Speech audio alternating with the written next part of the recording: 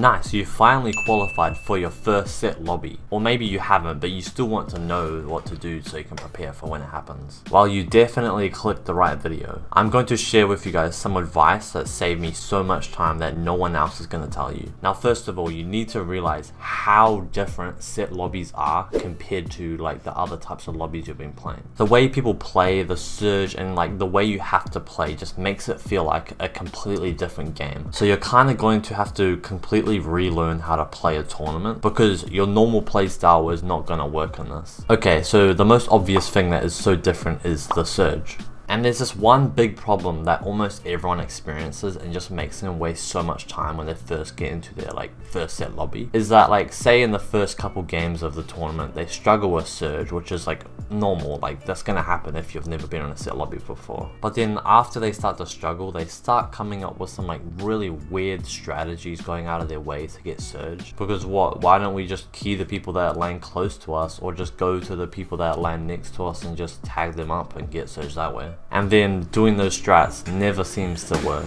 Instead of just getting an uncon drop spot, learning how to loot it super quickly, then rotating as soon as possible, going to like a good surge spot, and then learning how to rotate from that and the rotate timing and all of that. So many people waste time thinking they can easily deal with surge in another way consistently. And this just ends up wasting so much of their time and slows down their success in the set lobbies. And they don't know that almost every single pro, even pros that are like 5 times better than fighting at you, and you'll think, why don't they just key for surge? Well, they literally don't key for surge when you think you can key for surge and they're 5 times better than you at keying. They literally just do the simple thing of having an uncon drop spot, looting really quickly, rotating out really quickly, going to a good surge spot and all of that. Because keying in an actual like good set lobby that has a good amount of surge that's going to be hard to deal with is almost always going to be impossible, because first of all, the lobby is going to be very laggy and just hard to key and fight in general. And second of all, there are going to be so many more third parties, because obviously in a set lobby people are going to survive longer. There's going to be like 80 or something people in third, second zone, which is like way more than usual, and they're all like super surge hungry, looking for every single tag they can get. So what do you think is going to happen if you're on top of a team mid game looking to like get kills on them and fight them? Well, obviously everyone in the lobby, all this like masses of people are just all going to be staring at you getting tags, and that's just going to make it so hard to fight. And third of all, if you're in a set lobby, like a good set lobby like FNCS Grand Finals for example, everyone in that lobby, or almost everyone, is going to be good enough to just hold you off or just like building a bunch of boxes because they would just want to stay alive. So all in all, keying just almost becomes impossible unless you have a very, very rare circumstance. Like I remember once in one of the OC Grand Finals, there was this like full controller trio landing Pleasant Park, and I'm pretty sure above them like was Stealthy, and there was like a couple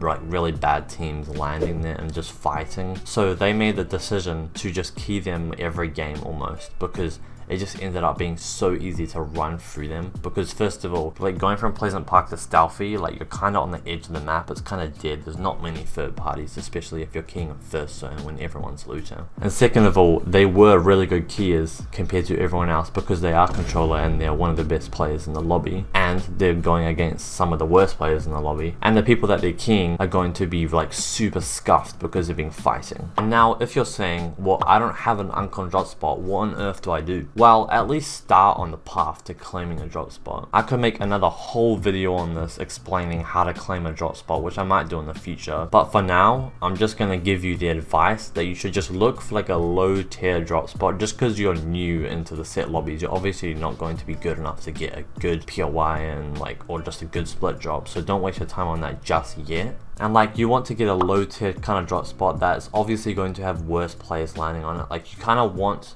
drop spots that will like be okay, like semi okay, like they won't be the best, but they'll have like cap mats and like okay loot. Like they won't be good, like won't be in good positioning, but still you want to go for these because you will be able to claim them and then start learning how to play set lobbies from them. And then I'd say you want to just play really cringe. You don't really want to care about your tournament unless you obviously need a qual for something. You kind of just want to play really cringe, like just key them when you don't even need to key them, just to like really annoy them. You just want to find every way to annoy them, like just key them and then like ramp up of them and then just sit on top of them for minutes minutes in the game, just making them annoyed and wasting the game and stuff like that. And then what happens is, even if you do nothing in that set lobby, then obviously in the next set lobby or next finals, like say you make weekly 2 finals after that weekly 1 finals where you landed and played cringe, and then that team makes the same set lobby, they're obviously going to be way less likely to land on you again, because they're going to be like, wow, this drop spot isn't even that good and it just was not fun landing there. These guys are just weird, let me just leave.